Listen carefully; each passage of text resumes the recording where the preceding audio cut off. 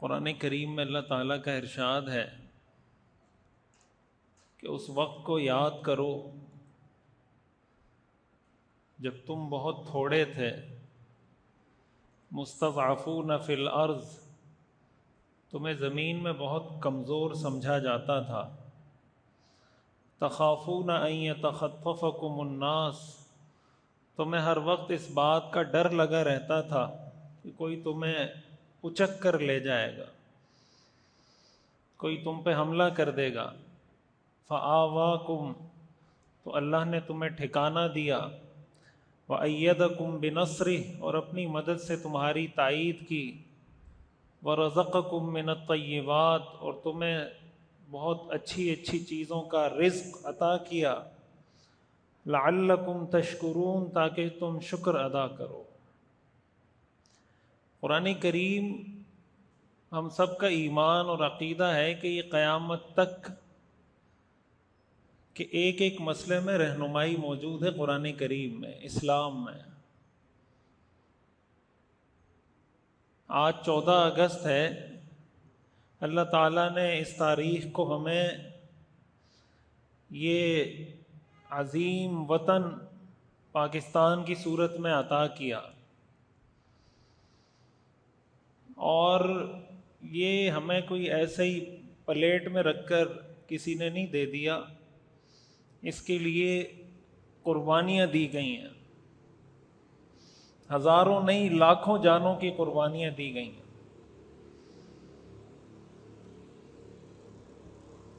1.5 کروڑ سے زیادہ لوگ بے گھر ہوئے ہیں۔ موجودہ جو ہماری تاریخ ہے،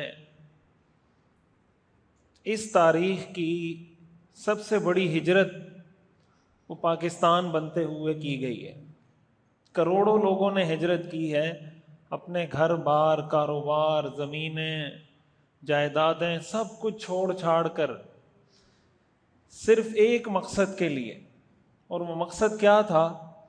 لا الہ الا اللہ۔ پاکستان کا مطلب کیا؟ لا الہ الا اللہ۔ اور وجہ اس کی کیا تھی؟ وجہ یہ تھی کہ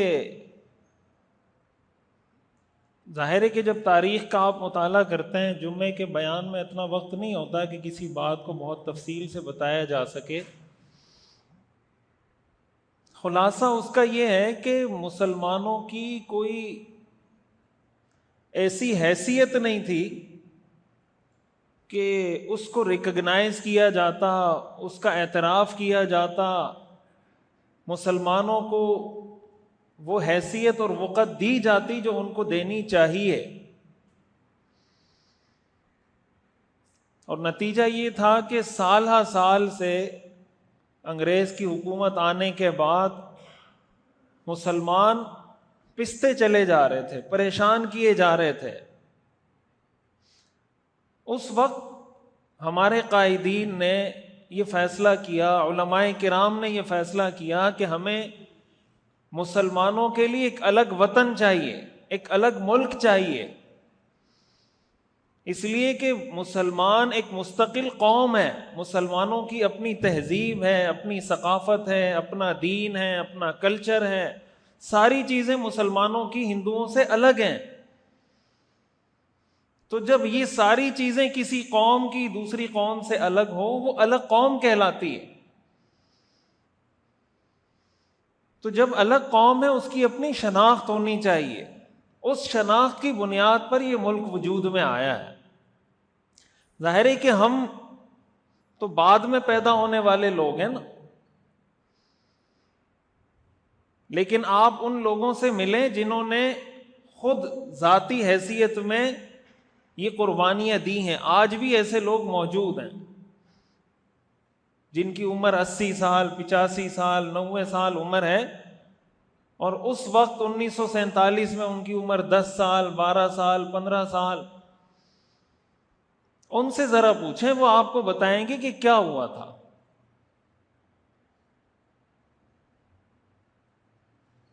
اور اللہ کا شکر ہے کہ اللہ تعالیٰ نے ہمیں یہ آزادی دی، تو اس پر اللہ کا شکر ادا کرنا چاہیے۔ ہمارے ہاں ایک بہت بڑا مسئلہ یہ ہے کہ کوئی خوشی کا موقع بھی ہو نا، اس میں بھی کوئی نہ کوئی کیڑے نکالنا شروع کر دیتے ہیں لوگ. یار کون سی آزادی، اس کو آزادی کہتے ہیں، سڑکیں نہیں بنی ہوئی، یہ نہیں ہو رہا، سڑک پہ جو ہے نا نالے کا سیوریج کا پانی بہ رہا ہے، سڑکیں ٹوٹی ہوئی ہیں، ڈکیتیاں ہو رہی ہیں، کون سی آزادی؟ آزادی کا شکر منانے کا مطلب یہ نہیں ہوتا کہ آپ یہ کہیں دنیا میں مسائل ختم ہو گئے. آزادی کا شکر ادا کرنے کا یہ مطلب کہاں سے ہوا کہ جب آپ آزادی کا شکر ادا کریں گے، اس کا مطلب یہ کہ ساری چیزیں بڑی پرفیکٹ چل رہی ہیں، تب آپ آزادی کا شکر ادا کریں گے. یہ جو دین پر عمل کرنے کی ہمیں آزادی ہے، جو ہمارے منہ میں آتا ہے ہم بولتے ہیں. جس طرح کا ادارہ، جس طرح کا اسکول، جس طرح کا مدرسہ، جس طرح کی یونیورسٹی، جس طرح کی آرگنائزیشن ہم بنانا چاہیں بنا سکتے ہیں. کوئی اسکول بنانا چاہے وہ اسکول بنا لیتا ہے، کوئی مدرسہ بنانا چاہے وہ مدرسہ بنا لیتا ہے، کوئی حفظ کا مدرسہ بنانا چاہے وہ بنا لیتا ہے، کوئی درس نظامی کا مدرسہ بنانا چاہے وہ بنا لیتا ہے، کوئی اسلامی تحریک، کوئی اسلامی تنظیم بنانا چاہے معاشرے کی اصلاح کے لیے وہ بنا لیتا ہے. اور آزادی کے کوئی سینگ ہوتے ہیں؟ اور آزادی کس کو کہتے ہیں؟ آپ جائیں ذرا گلف کنٹریز میں، جو گلف کنٹریز ہیں وہاں جا کے دیکھیں کیا آپ کو یہ آزادی حاصل ہے؟ یہ جو ممبر پہ ہم اس طرح کھلے عام تقریر کر رہے ہوتے ہیں، وہاں اس چیز کا تصور ہے کہ کوئی مولوی صاحب ممبر پہ بیٹھے گا اور آ کے بیان شروع کر دے گا؟ اس چیز کا تصور ہے وہاں پر؟ اور آزادی کس کو کہتے ہیں؟ ہم جس چیز کو حق سمجھتے ہیں بتا دیتے ہیں یہ حق ہے، جس چیز کو غلط سمجھتے ہیں بتا دیتے ہیں یہ غلط ہے. جو ٹھیک ہے یہ ٹھیک ہے، جو غلط ہے وہ غلط ہے. اگر وہ حکومت کے خلاف جا رہا ہو، وہ کسی سیٹ کے خلاف جا رہا ہو، وہ کسی حاجی صاحب کے خلاف جا رہا ہو، وہ کسی کے خلاف جا رہا ہو، ہمیں پتا ہے کہ چیز غلط ہے، ہم بتا دیتے ہیں غلط ہے. ہمیں پتا ہو کہ ٹھیک ہے تو کہہ دیتے ہیں ٹھیک ہے. بھائی اسی کو آزادی کہتے ہیں. جو قدر کرنے کی بات کی جاتی ہے وہ اس آزادی کی قدر کرنے کی بات کی جاتی ہے. آزادی کی قدر کرنے کا یہ مطلب نہیں ہوتا کہ کوئی شخص یہ کہہ رہا ہے کہ ہمارے سارے مسائل حل ہو چکے ہیں، سڑکیں بھی بن گئی ہیں اور پانی بھی وافر مقدار میں آ رہا ہے اور لوڈ شیڈنگ بھی ختم ہو گئی ہے. ظاہر ہے ہم بھی اسی دنیا میں رہتے ہیں، جو مسائل آپ بھگتتے ہیں سیم وہی سارے مسائل ہم بھی بھگتتے ہیں. ایسا ہی ہے نا؟ یا آپ سمجھتے ہیں کوئی ہم جو یہاں بیٹھ کے بیان کرنے والا آدمی ہے وہ کسی اور فضا میں، کسی اور ماحول میں رہتا ہے؟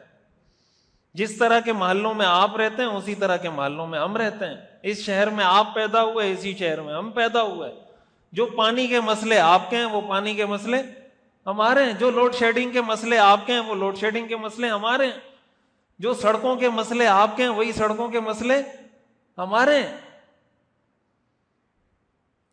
تو مسئلے تو گھروں میں بھی ہوتے ہیں. ہمارے گھروں میں کیا مسائل نہیں ہوتے؟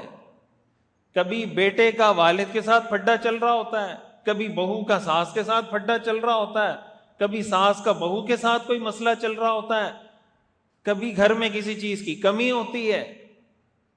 یہ مسئلے مسائل تو چلتے رہتے ہیں اور یہ دنیا نام ہی اسی چیز کا ہے.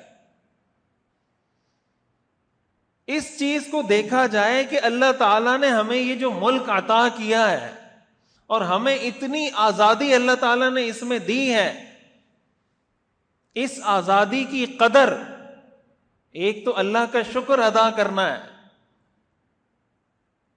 یہ جو قرآن میں اللہ نے فرمایا کہ اس وقت کو یاد کرو جب تم کم تھے، تمہیں زمین میں کمزور سمجھا جاتا تھا اور تمہیں ہر وقت اس بات کا دھڑکا لگا رہتا تھا کہ کوئی آ کے ہمیں اچک کے لے جائے گا. کیا ہم ایسے تھے یا نہیں تھے؟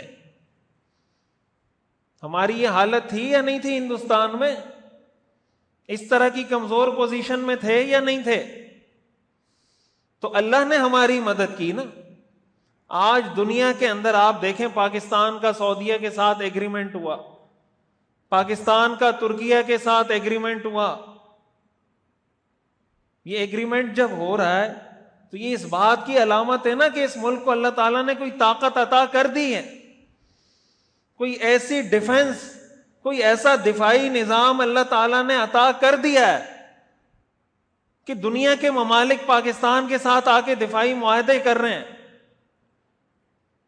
تو ایک وہ وقت تھا کہ اس چیز کا ڈر تھا کہ کوئی آئے گا, ہم پہ حملہ کرے گا, ہمارے گھروں کو تباہ و برباد کر دے گا. جب کسی ملک میں جنگ چھڑتی ہے نا تو آپ جا کے دیکھیں, غزہ کے حالات دیکھیں. جب کوئی ملک کمزور ہوتا ہے اور وہ اپنا دفاع نہیں کر پاتا تو پھر وہ حشر ہوتا ہے جو آج ہم فلسطین میں دیکھ رہے ہیں, جو آج ہم غزہ میں دیکھ رہے ہیں. تو یہ جو اللہ نے اتنی بڑی طاقت ہمیں دی ہے ایک ملک کی صورت میں, ایک آزاد ریاست اور وطن کی صورت میں, اور ایک مضبوط ملک کی صورت میں, معاشی لحاظ سے بہت کمزوریاں ہوں گی لیکن دفاعی لحاظ سے اللہ تعالیٰ نے ہمیں جتنا مضبوط بنایا ہے. دنیا کوئی فلسفہ نہیں مانتی, دنیا کوئی سائنس نہیں مانتی, دنیا صرف طاقت کی زبان مانتی ہے.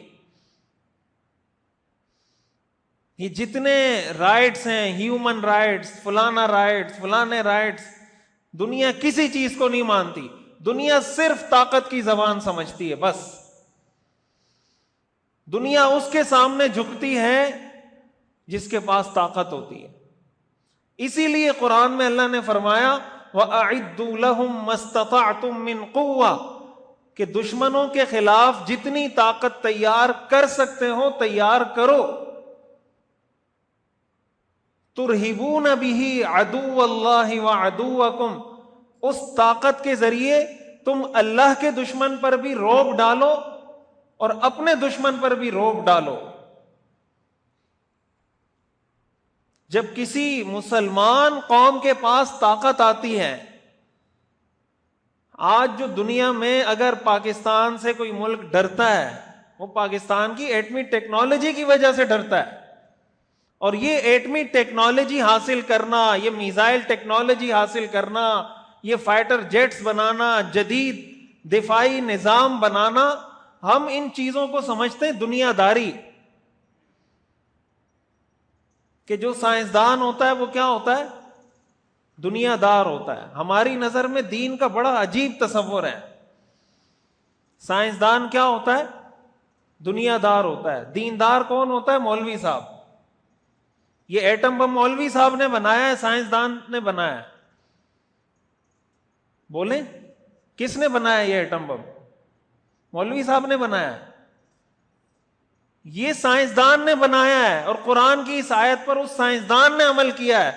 اس آیت پر وَأَعِدُّوا لَهُم مَّا اسْتَطَعْتُم مِّن قُوَّةٍ کہ دشمنوں کے خلاف جتنی قوت تیار کر سکتے ہو تیار کرو. قرآن کی اس آیت پر کس نے عمل کیا ہے؟ سائنسدان نے عمل کیا ہے. ان اداروں نے عمل کیا ہے جنہوں نے یہ ٹیکنالوجی حاصل کرنے میں مدد کی, پھر اس کی حفاظت کی اور آج تک اس کی حفاظت کر رہے ہیں. انہوں نے قرآن کی اس آیت پہ عمل کیا ہے.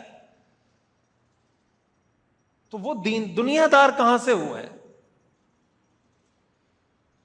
یہ جو دینداری اور دنیا داری میں ہم نے تقسیم کر دیا ہے نا ساری چیزوں کو, یہ دیندار ہے, یہ دنیا دار ہے, یہ دیندار ہے, یہ دنیا دار ہے.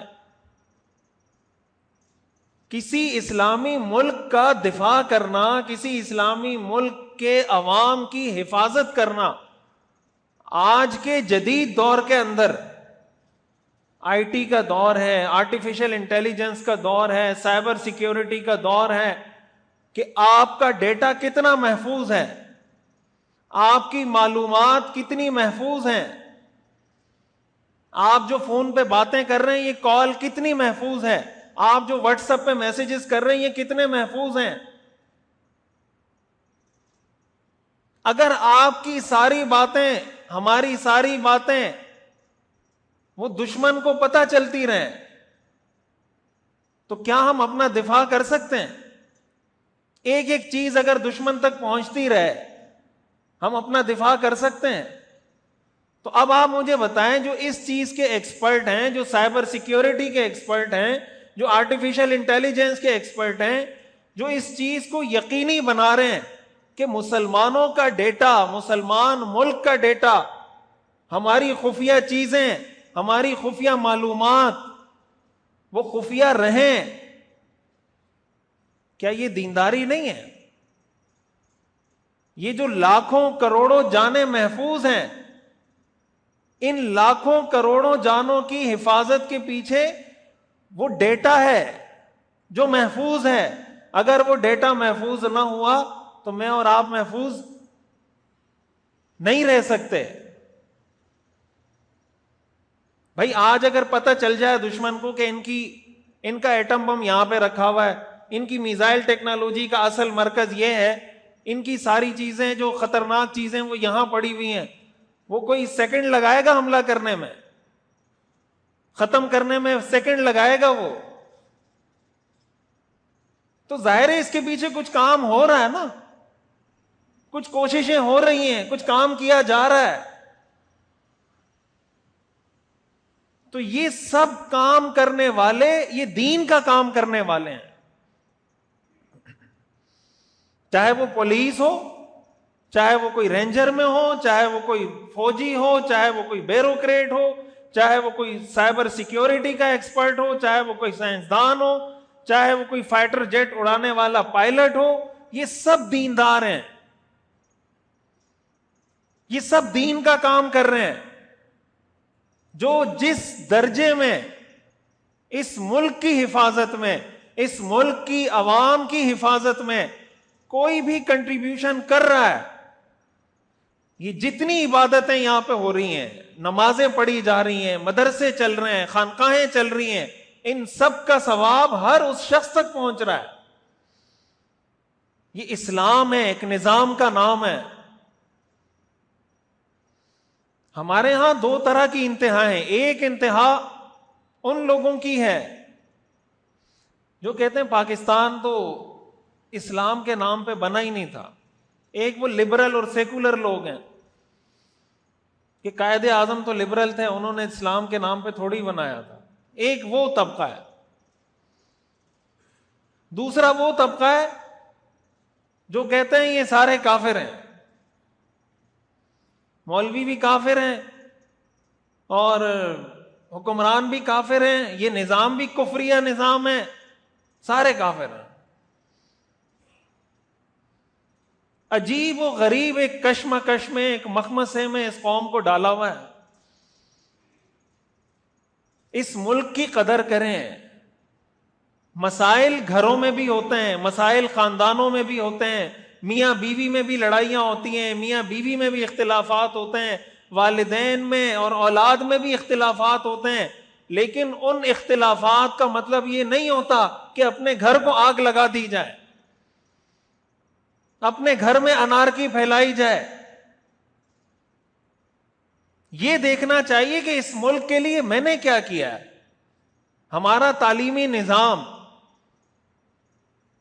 ہمیں یہ تو سکھاتا ہے کہ میں نے کیسے اپنا لائف اسٹائل بہتر کرنا ہے، میرا گھر کیسے اچھا ہوگا، میرا بنگلہ کیسے اچھا ہوگا، میری گاڑی کیسے اچھی ہوگی، میرے بچوں کی ایجوکیشن کیسے اچھی ہوگی، میرے بچوں کا لائف اسٹائل کیسا اچھا ہوگا. ہم نے کبھی یہ بھی سوچا ہے کہ میرے ملک میں رہنے والے لوگوں کا لائف اسٹائل کیسے اچھا ہوگا، میں اس کے لیے کیا کر سکتا ہوں؟ ہم نے اس ملک کے لیے کیا سوچا ہے اور کیا کیا ہے؟ ایک تو یہ نا کہ ہم ٹیکسز ادا کرتے ہیں، وہ تو ہم ادا کرنے ہی کرنے. خود شعوری طور پر، اختیاری طور پر ہم نے کیا سوچا ہے کہ میں جس شعبے میں ہوں، چاہے وہ کوئی بھی دنیا کا شعبہ ہو، اس شعبے میں رہتے ہوئے میں اس ملک کی بہتری کے لیے کیا کر سکتا ہوں؟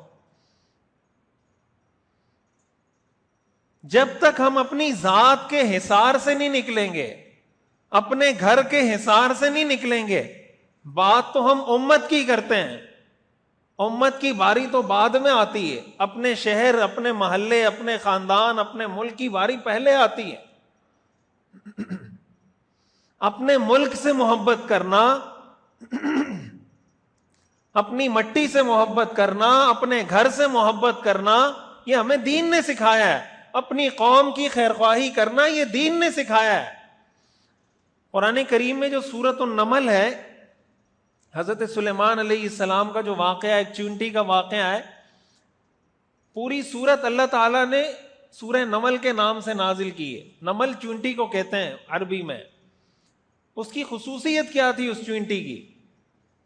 اس چونٹی کی خصوصیت یہ تھی کہ جب حضرت سلیمان علیہ السلام کا لشکر آ رہا تھا تو چونٹی نے باقی چونٹیوں کو کہا لا یحطمنکم سلیمان وجنودہ، تم سب اپنے اپنے بلوں میں گھس جاؤ، کہیں ایسا نہ ہو کہ سلیمان علیہ السلام کا لشکر آئے اور تمہیں رونتا ہوا چلا جائے.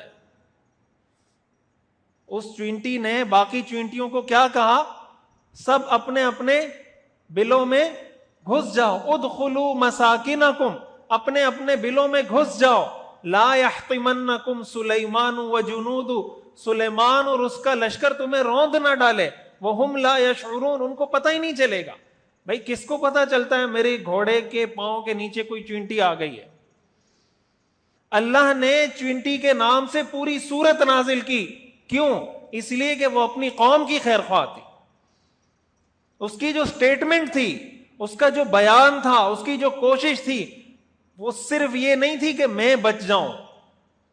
اس کی کوشش یہ تھی کہ میری پوری قوم بچ جائے، یہ چونٹیوں کی ساری جماعت بچ جائے.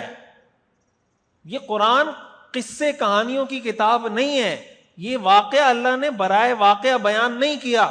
یہ اس لیے بیان کیا ہے کہ اگر ایک چونٹی کو اپنی قوم کی فکر ہو سکتی ہے، ایک انسان کو اپنی قوم کی فکر کیوں نہیں ہوتی؟ ایک انسان یہ کیسے ممکن ہے اپنی ذات کے اندر وہ بند ہو جائے کہ بس میں کسی طرح گرو کر جاؤں، میرا لائف اسٹائل اچھا ہو جائے، ملک کو کچھ ہوتا ہے ہوتا رہے، معاشرے کو، شہر کو، سوسائٹی کو کچھ ہوتا ہے ہوتا رہے. ہم یہ دیکھیں کہ جو مقام شکر ہے اس میں ہم شکر ادا کریں. جب انسان کے دل و دماغ پر نیگیٹیوٹی اور منفیت غالب آتی ہے، نتیجہ یہ ہوتا ہے کہ کوئی پازیٹو چیز اس کو نظر نہیں آتی.